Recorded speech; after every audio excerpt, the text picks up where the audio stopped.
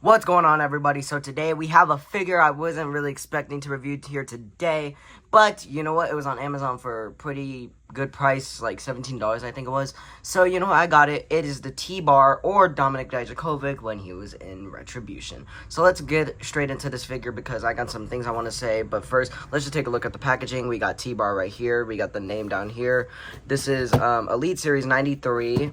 We got the name again right here, Elite Collection logo right there, Series 93 again right there, and then we got T-Bar on the back, or Dijak, parts unknown, some statistics. We got a little bio read if you want to read that. And then we got everybody else on the set. We got Sephiron's, T-Bar, Karrion Kross, Cesaro, Ricky Steamboat, and Raquel Gonzalez. I actually reviewed Sephiron's, so if you haven't seen that yet, go watch it after this. But let's get into this T-Bar because, yeah, I got some things I want to say.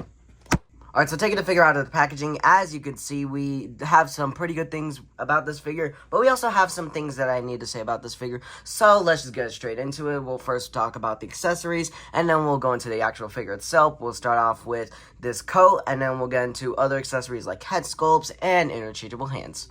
Alright, so going straight into our accessories, first off, we have this, I don't know if it's a trench coat, but it definitely is a coat. This is very nice. It's a cloth goods accessory, and it's a plain black coat, so I can put this on anybody and everybody. But that does fit the figure pretty nice. I won't put it on right now, but you will see that later in the video. But let's get into these head sculpts now, because this head sculpt, if it focuses, there we go. Let's zoom in a little. This head sculpt, I think my eyes are a little bit misprinted, but you know what? It's understandable. This eye is definitely misprinted, because it's kind of like looking this way. And then this eye has some like paint marks on it, and that's fine because of this paint right here. But you know what? It's still a good head sculpt. It's just my eyes are a bit misprinted, so I don't know how I feel about that. Let me zoom out again.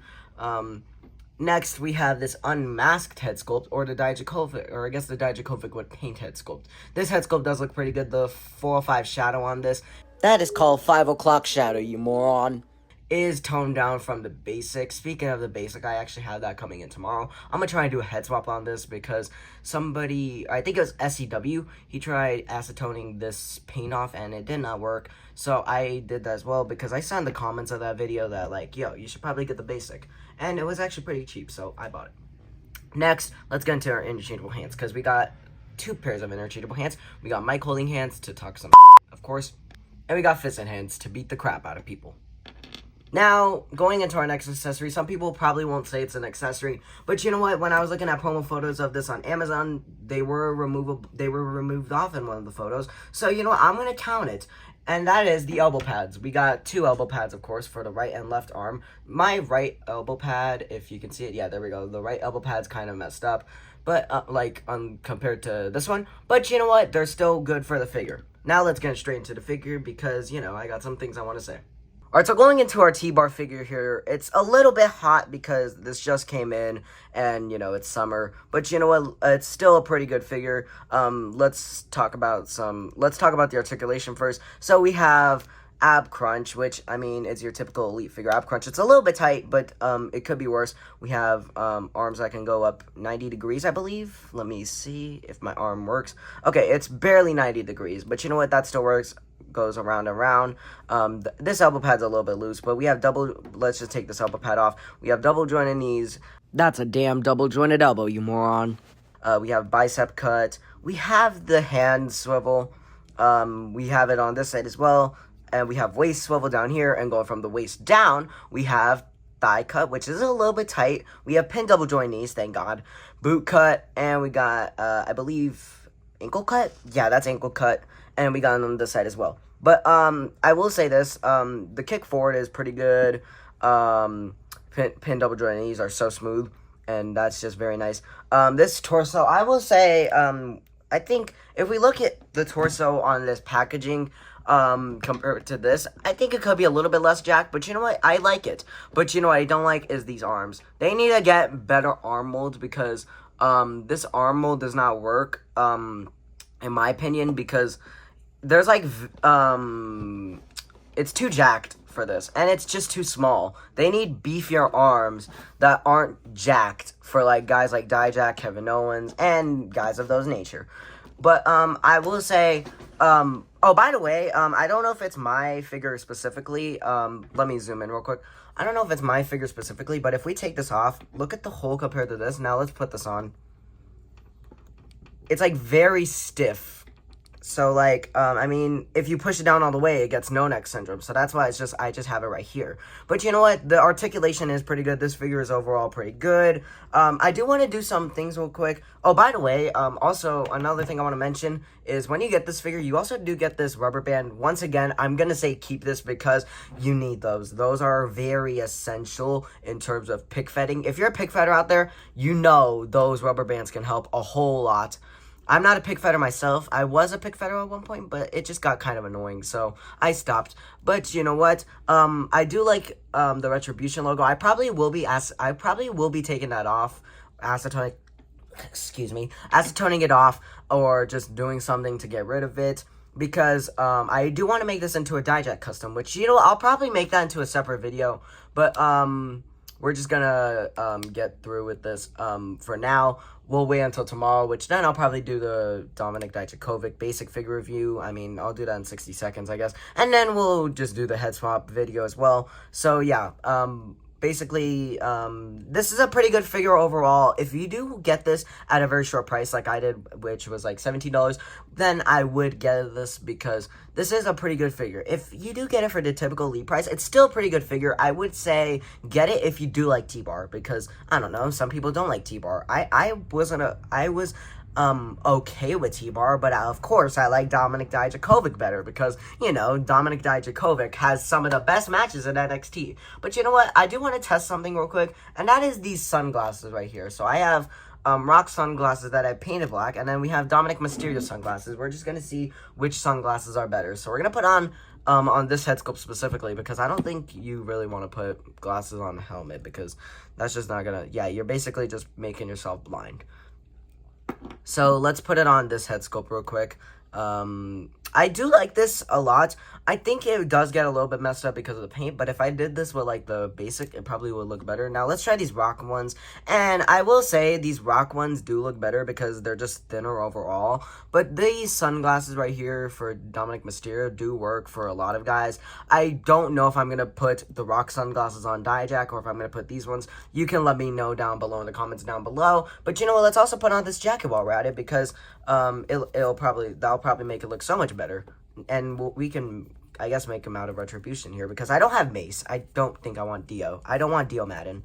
But this does look, yeah, that looks pretty good. If like somebody were to like make this into like a Dijak for their Fed, I wouldn't even be upset. This actually does look pretty good.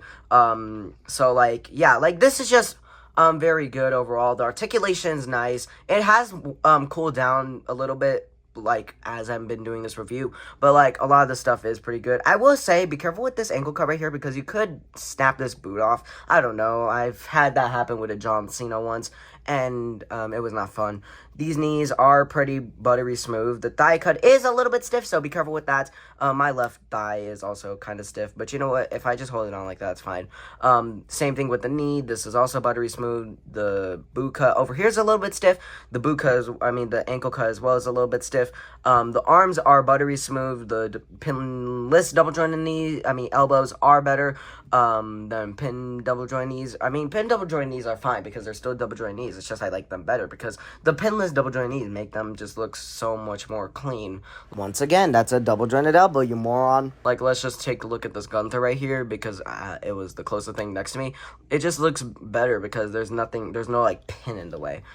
But like, this is a very good figure, so like, get this if you want it to. If you want to get this figure, get it. I will say, this isn't on Ringside Collectibles, though, I don't think, at least.